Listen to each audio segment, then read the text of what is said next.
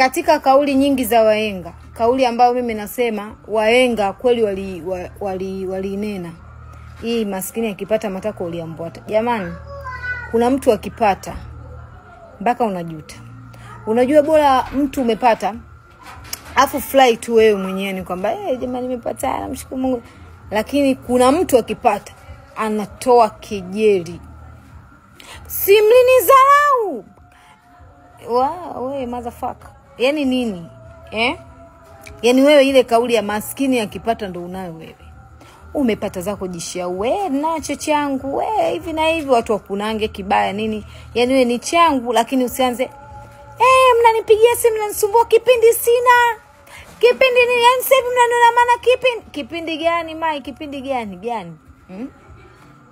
Katika akili yako unavyovigamba navyo, kaa ukijua siku yote vinaweza vikapotea. Na hisi mnaona kuna maajali kibao.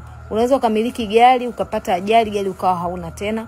Unaweza ukamiliki nyumba ikaungua moto ukabaki na ardhi. Sasa ardhi pia mpaka ujenge kitu ambacho kile kilichoharibika ni issue sana. Tupunguzeni kujikweza, yani kuwakwaza watu ambao sawa ukifanikiwa inabidi ulinge ujishauri, lakini usitumie ile kama fimbo ya kumkejeli mtu ambaye anaomba msaada. Sijui mnanielewa?